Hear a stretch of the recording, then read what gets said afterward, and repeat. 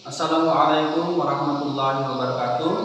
Yang terhormat dosen penguji ujian kinerja PPG dalam jabatan Angkatan 1 tahun 2022. Perkenalkan, nama saya Edi Senjaya, nomor peserta UKG 2015 006 41925. NIM PPG 2101156.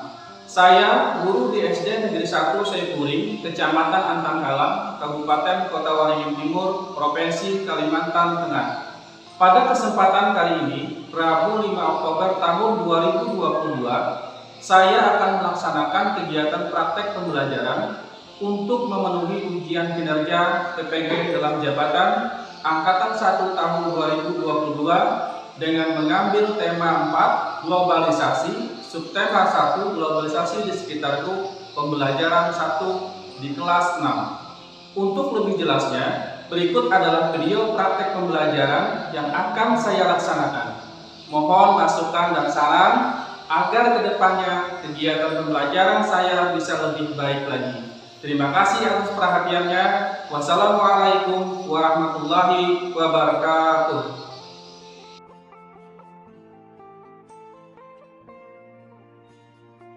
Assalamualaikum warahmatullahi wabarakatuh. Waalaikumsalam warahmatullahi wabarakatuh. Selamat pagi. Pagi. Luar biasa, tetap semangat. Apa kabarnya hari ini, anak? Baik. Baik, sudah siap belajar hari ini? Siap. Sebelumnya Bapak akan cek dulu kehadiran kalian ya. Adrian Tio, Debrias Octavia, Gustina, Helensia, Jessica, Carmila. Nah, untuk mengawali pelajaran kita pada pagi hari ini ya, Bapak minta satu orang bisa memimpin doa kita pada pagi hari ini ya. Bismillahirrahmanirrahim. Rabbi salli wa yassir amri wahlul 'uqdatam min lisani yafqahul qawli. Rabbi zidni ilma warzuqni fahma. Baik, terima kasih ya sudah membantu Bapak memimpin doa kita pada pagi hari ini ya.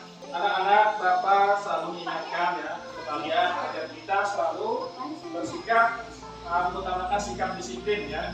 Karena sikap disiplin dalam segala hal ya. Karena sikap disiplin sangat besar manfaatnya bagi kita. Apa saja manfaat disiplin? Orang yang memiliki sikap disiplin itu memiliki rasa tanggung jawab. Selalu menghargai waktu, apalagi tepat janji, apalagi patuh dan taat terhadap peraturan. Nah, itulah manfaat daripada kalau kita bersikap disiplin ya. Indonesia tanah airku, tanah tumpah darahku. Di sanalah aku berdiri, jadi pandu ibuku. Indonesia yang merdeka, hiduplah Indonesia Raya. Ya, silakan minum kembali ya. Religius, nasionalis, mandiri, Gotong royong, integritas. salam PPK. Salam cerdas, berkarakter, menyenangkan, luar biasa, hebat. Terima kasih. Anak-anak, sebelumnya ya kita sudah mempelajari yaitu di tema 3 ya. Di tema 3 tentang tokoh dan penemuan. Di pertemuan terakhir ya, kita mempelajari tentang pengaruh teknologi dalam kehidupan kita sehari-hari. Nah, pada pagi hari ini kita akan masuk ke tema kita yang baru, yaitu globalisasi di sekitar tusuk tema ya. Dengan temanya adalah globalisasi. Subtemanya globalisasi di sekitarku di pembelajaran ke-1. Apa saja tujuan pembelajaran kita pada pagi hari ini? Pertama adalah melalui pengamatan peserta didik mampu menjelaskan ya dengan tepat. Yang kedua apa? Indonesia mampu menyajikan informasi tentang peran Indonesia dalam berbagai bentuk kerjasama di bidang sosial budaya dalam bentuk ASEAN dengan tepat. Yang terakhir apa? Dengan mengamati program model atau kesehatan peserta didik mengikuti cara menghasilkan energi listrik dengan benar. Nah, itulah tujuan pembelajaran kita pada hari ini ada 3. Kita coba mengamati dulu ya di ruangan ini ya, benda-benda yang ada di ruangan ini anak-anak seperti apa ya? Kalian bisa melihat ada lampu, ada apa lagi? Kipas angin, ada apa lagi? Penggerak suara apa lagi yang di sekitar kita? Ayo, ada? Ada apa lagi? Proyektor yang di belakang sana ada apa? Yang di apa?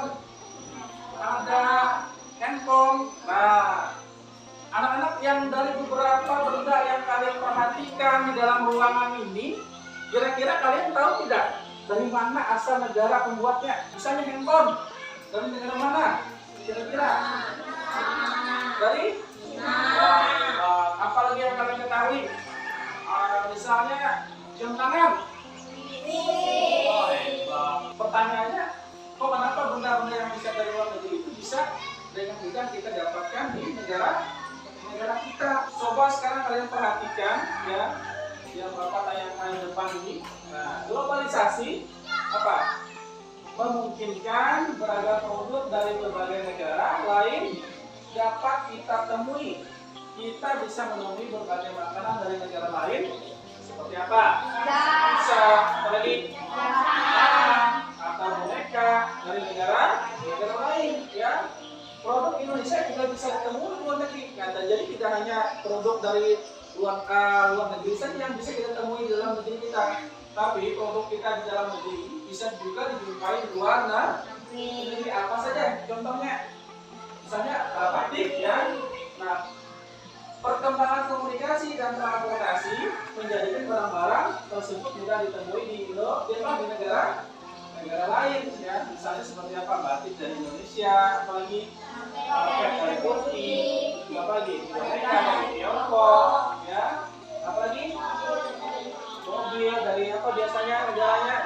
Jepang, jam tangan dari apalagi itu dari Selandia Baru, ya. Nah, itu produk-produk tersebut bisa kita temui di Indonesia, atau orang luar negeri bisa menemui produk dari Indonesia. Nah, di atas meja Bapak nih sengaja bawa peci nih, ya.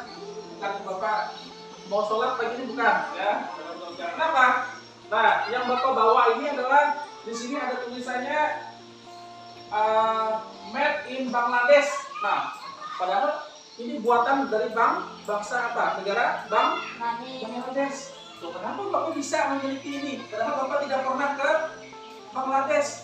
Nah, tetapi Bapak bisa memiliki peci ini dari negara Bangladesh, ya. Kalian bisa mengidentifikasi benda-benda tersebut ya di buku kita, ya, tentang barang-barang tersebut, ya. Apa barang-barang tersebut dengan mudah diakses di negara kita, ya. Untuk menjawab hal-hal yang seperti itu, Bapak akan membagi kalian menjadi beberapa kelompok, ya.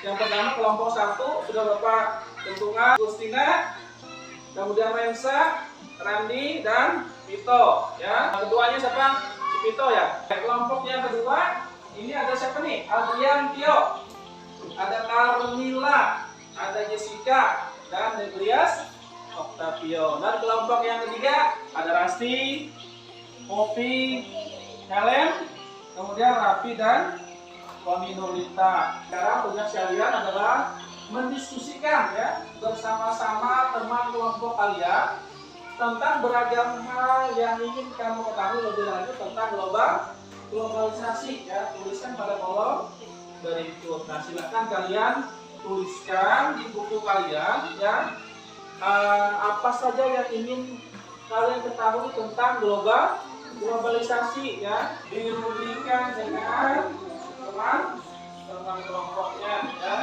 Silakan dikerjakan ya, dipikirkan dengan teman kelompoknya ya.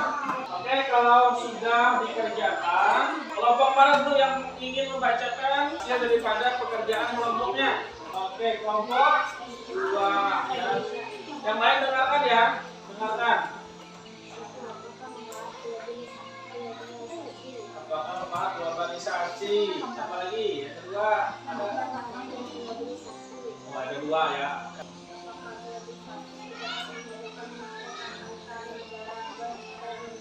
Terus ya pertanyaannya ya, silakan duduk dulu ya, tepuk tangan untuk kelompok ya. Sebutkan ciri-ciri globalisasi. Oke, bagus. Apa saja dampak positif dan negatif dari globalisasi? Ya, bagus ya pertanyaan-pertanyaannya. Tepuk tangan loh untuk menjawab semua pertanyaan-pertanyaan tersebut ya. Coba sekarang anak-anak kita sama-sama memperhatikan tayangan ya, video program globalisasi ya. Semuanya bisa perhatikan di depan ya. Kita berada di era globalisasi. Dapatkah adik-adik menyebutkan dan menjelaskan fakta tentang globalisasi yang ada di sekitar kita? Nah, dalam pembelajaran ini kita akan belajar tentang globalisasi. Amati berbagai produk yang ada di sekitar kalian. Produk tersebut bisa berupa pakaian, tas atau sepatu yang kamu atau teman dan gurumu kenakan ya adik-adik ya. Bisa juga makanan dan minuman atau produk lainnya yang ada di sekitar kelas dan sekolahmu. Bisakah adik-adik menerka negara mana yang memproduksinya? Nah, biasanya pada barang-barang tersebut itu tertera negara yang memproduksi barang tersebut. Di sini Kak Citra bisa menyebutkan beberapa produk dan negara yang membuatnya adik-adik. Contohnya di sini ada baju batik. Nah, negara pembuatnya mungkin ada yang Indonesia. Sepatu, tas Indonesia. Handphone itu kebanyakan dari negara Cina. Buku ada yang dari Indonesia dan dari luar negeri. Jam tangan itu ada dari negara Swiss. Boneka ada dari negara Cina. Globalisasi itu memungkinkan beragam produk dari negara lain dapat kita temui. Kita bisa menemukan berbagai makanan dari negara lain seperti pizza, jam tangan atau boneka dari negara lain juga. Nah, produk Indonesia juga bisa ditemui di luar negeri. Misalkan batik ya. Perkembangan komunikasi dan transportasi menjadikan barang-barang tersebut itu mudah ditemui di negara lain. Bagaimana peran Indonesia dalam kerjasama di bidang sosial budaya dengan negara-negara ASEAN? Ya, pada tema sebelumnya kita sudah belajar tentang ASEAN ya adik-adik, tentunya kalian masih ingat ya. Menlu Hillary Clinton promosikan angklung ke dunia. Menjelang akhir pertemuan ke-44 Menteri Luar Negeri ASEAN, tepatnya pada tanggal 22 Juli 2011 di Hotel Nusa Indah Bali diselenggarakan acara makan malam. Acara tersebut dihadiri lebih dari 50 Menteri Luar Negeri. Nah, ini adalah gambar ketika Menlu Hillary Clinton ini bermain angklung adik-adik. Malam yang berkesan itu sangat membantu dalam menciptakan iklim yang kondusif. Malam tersebut membuat pertemuan para Menteri Luar Negeri ASEAN dan berbagai pertemuan bilateral lainnya berlangsung sukses. Foto Ibu Hillary Clinton pun menghiasi berbagai surat kabar di dunia. Berkat angklung, Hillary Clinton pun menjadi Duta Indonesia. Diambil dari kompasiana.com. Bagaimana bentuk kerjasama Indonesia dengan negara-negara Asia Tenggara di masa globalisasi ini? Nah, mereka bekerja sama regional ya, ada kerjasama regional yang melibatkan Indonesia dengan negara-negara Asia Tenggara. Saat ini organisasi ASEAN itu menjadi wadah kerjasama di berbagai bidang seperti politik, ekonomi, keamanan, sosial, dan budaya. Lalu bagaimana peran Indonesia dalam kerjasama tersebut? Nah, Indonesia pernah menjadi tuan rumah penyelenggaraan pertemuan kerjasama, menjadi salah satu pendiri ASEAN. Lalu Indonesia pernah memimpin ASEAN, dan Indonesia ikut juga serta menciptakan perdamaian di Asia Tenggara. Bagaimana peran angklung dalam acara tersebut adik-adik? Nah, peran angklung mampu menghadirkan kebahagiaan bagi semua undangan, lalu bisa mengenalkan budaya Indonesia kepada negara lain. Kita dengarkan bersama ya tentang apa tadi, globalisasi ya. Globalisasi itu apa tadi? Memungkinkan masuknya produk-produk dari mana? Dari negara lain ke negara kita, dan sebaliknya. Karena setelah mendengarkan penjelasan tadi ya, Bapak akan meminta kalian memperhatikan ke depan ya, untuk mencari ya, tugas kelompoknya untuk mencari informasi ya tentang berbagai bentuk kerjasama di bidang sosial dan budaya. Tadi kan ada disinggung di videonya ya, sosial dan budaya yang dilakukan oleh Indonesia dengan negara-negara ASEAN. Untuk mencari informasi-informasi tersebut, katanya di sini apa nih? Kamu bisa mencari informasi tersebut di berbagai media. Nah, boleh dari surat kabar, boleh dari majalah, atau artikel-artikel berita di media elektronik. Nah, kemarin Bapak minta bawa apa kemarin? Bawa handphone. Di bawah handphonenya. Ada sekarang handphonenya boleh dikeluarkan dari dalam tasnya, ya, dari dalam lacinya. Ya. Bapak akan bagikan dulu LKPD-nya, ya, LKPD yang harus direvisi ya untuk dikerjakan. Coba silakan dicari dulu, ya. Apa bentuk kerjasama? Indonesia dengan negara ASEAN. Ada yang mencari, dibagi kelompoknya, ada yang mencari tentang apa sosial, ada yang mencari tentang apa budaya, ya. Dibagi kelompoknya ya untuk mencari jawabannya supaya cepat mengerjakannya, ya. Coba yang ini apa nih? Bidang sosial, kerjasama Indonesia dengan negara dan Asia Tenggara. Ya, Indonesia salah satu orang boleh, yang lain memikirkan jawabannya, ya. Pikirkan jawabannya yang mana, ya. Oke, sudah semua ya? Sudah semua. Oke, sekarang kalau sudah semua, handphonenya ditaruh di dalam laci lagi ya, kembalikan, masukkan ke dalam lacinya lagi. Sekarang Bapak minta masing-masing kelompok untuk bisa membacakan hasil pekerjaan kelompoknya ke depan, ya. Silakan, siapa dulu? Oke, kelompok 1 ya.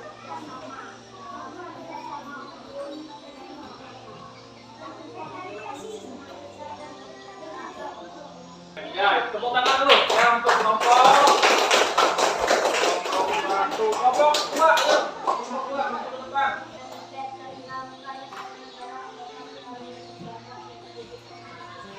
Ya, apa lagi? Iya, tepuk tangan dulu ya. Itu hasil pekerjaan kelompoknya langsung dikumpulkan ya, boleh ya. Nah, kelompok terakhir, ayo maju ke depan.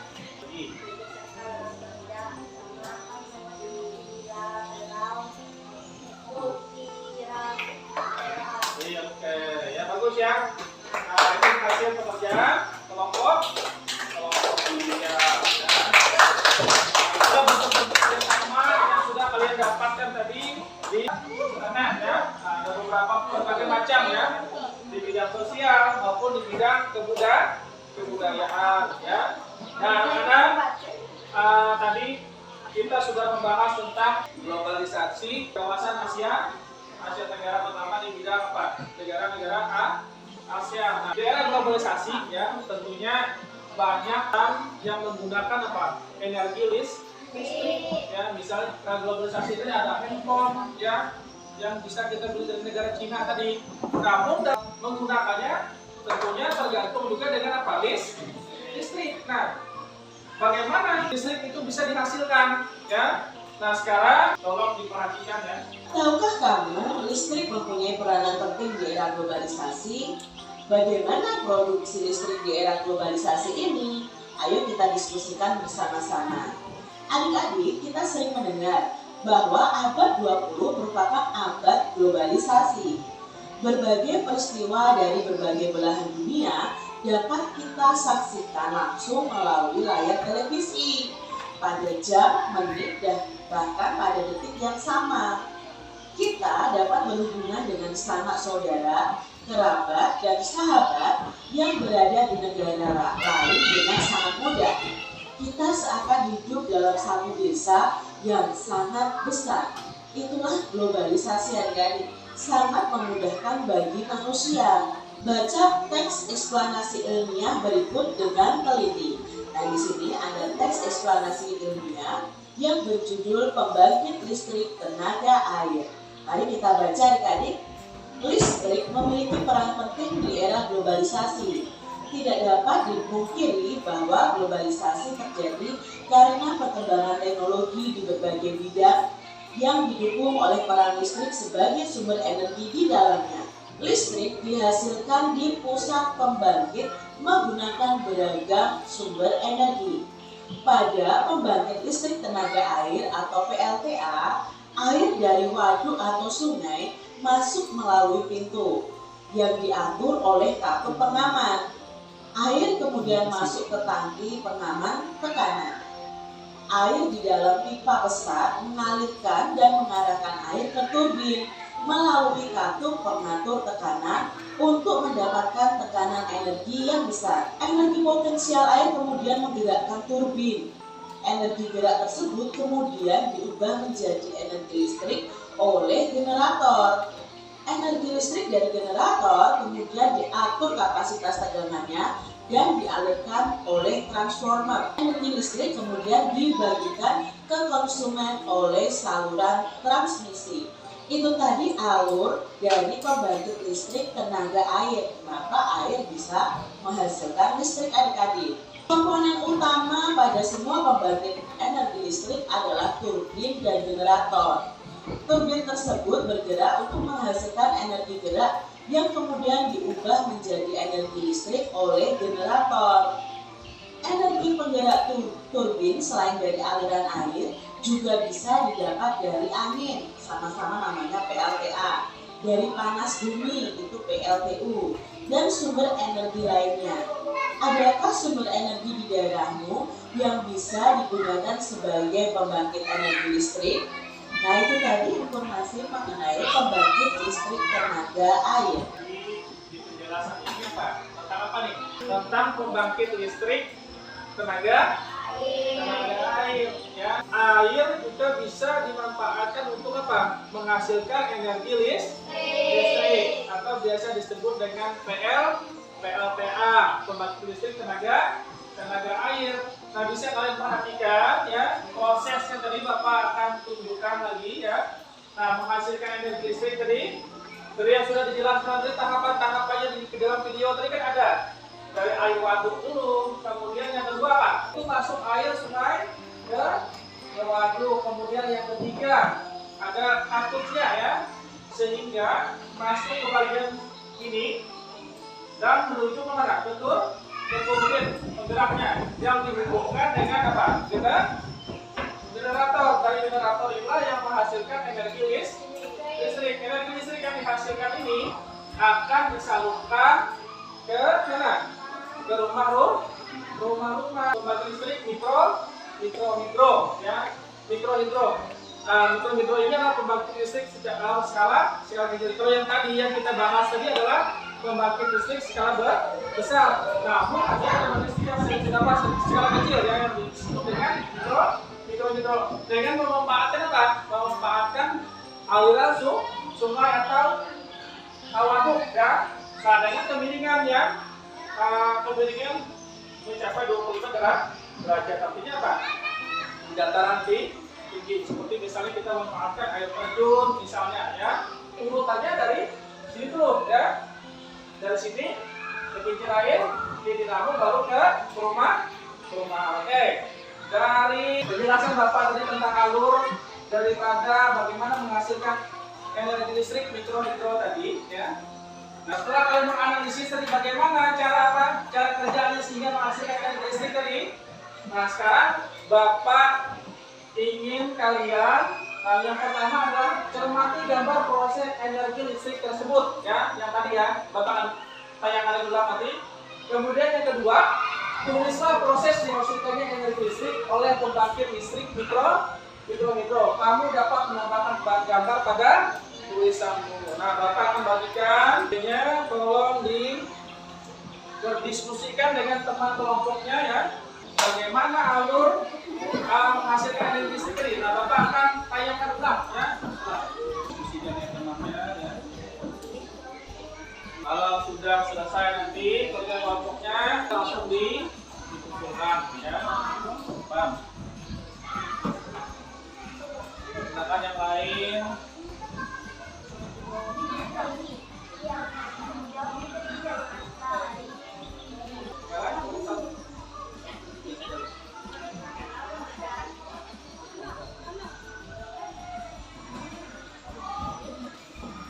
Coba ya, kelompok yang sudah selesai bisa menentukan ya, laporan ya, membacaan hasil pekerjaannya. Kelompok yang sudah bacakan hasil pekerjaan kelompoknya.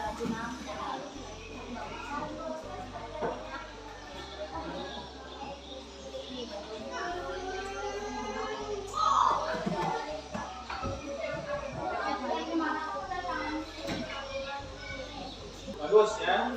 Ini hasil pekerjaan kelompok satu. Kelompok satu ya. Nah, jadi untuk yang lain nanti akan Bapak periksa ya hasil pekerjaannya ya. Tadi Bapak minta satu orang yang sebagai pelapor dari kelompok yang lain ya. Nah, sudah bisa menjelaskan ya tepat ya bagaimana proses dihasilkannya energi listrik dari gimana kelompok yang lain sudah? Sudah. Nah, kalau sudah silakan pekerjaan kelompoknya dikumpulkan ke depan ya.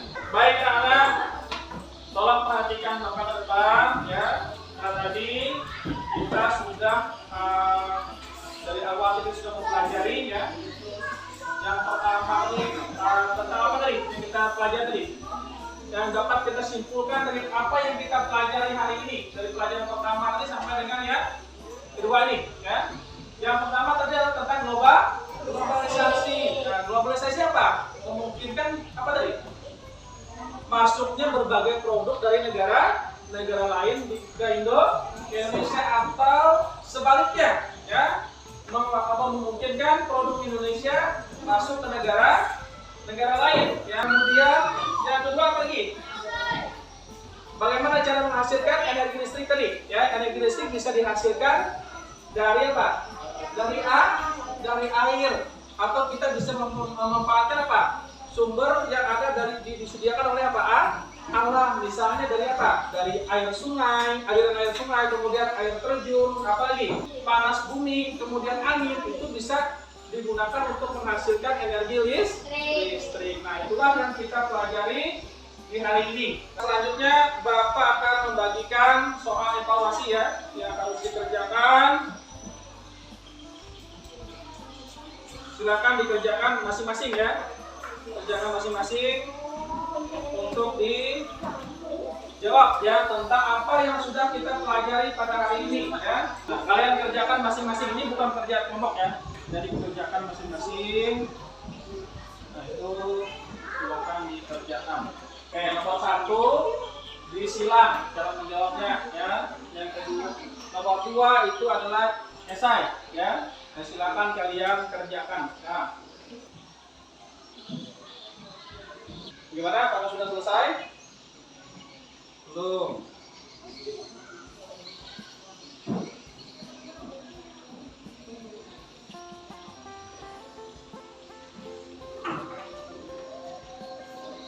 Soalnya ada 3 ya. Kerjakan.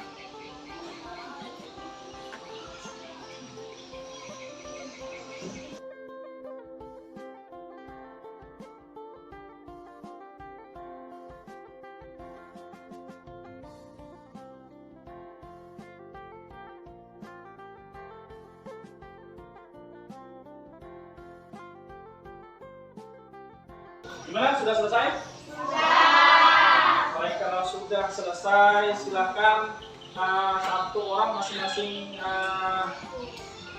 kelompoknya ya, ketua kelompoknya bisa mengumpulkan hasil pekerjaan evaluasinya ya, masing-masing satu orang kumpulkan ya, beda-beda.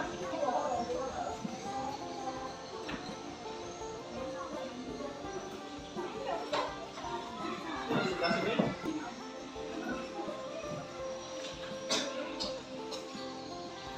Nah, baik anak-anak, tadi kalian sudah mengerjakan ya soal evaluasi yang sudah dikerjakan, nanti akan Bapak koreksi ya.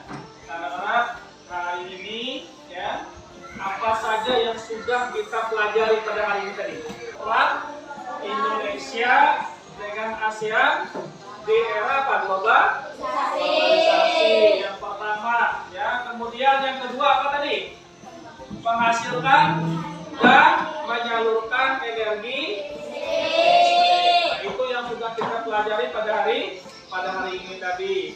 Nah, dari apa yang sudah kita pelajari, apakah ada materi yang ingin ditanyakan ya, atau ada yang belum jelas? Gimana? Ada yang ditanyakan? Kalau tidak ada ya, untuk pelajaran hari ini Bapak tutup ya. Bapak minta Helen ya untuk maju ke depan untuk memimpin doa kita untuk menutup pelajaran pada pagi hari ini. Silakan Helen bantu Bapak ke depan ya. Bismillahirrahmanirrahim. Rabbi salli sadri wa yassirli amri wahlul 'uqdatam min lisani yafqahul qawli. Rabbi zidni ilma warzuqni fahma. Baik, terima kasih ya sudah membantu Bapak memimpin doa kita pada pagi hari ini ya. Anak-anak, sebelum pulang ya, Bapak mengingatkan ya supaya hati-hati di perjalanan pulang ya. Semoga selamat sampai dengan tujuan rumahnya masing-masing. Ya, Bapak akhiri. Assalamualaikum warahmatullahi wabarakatuh.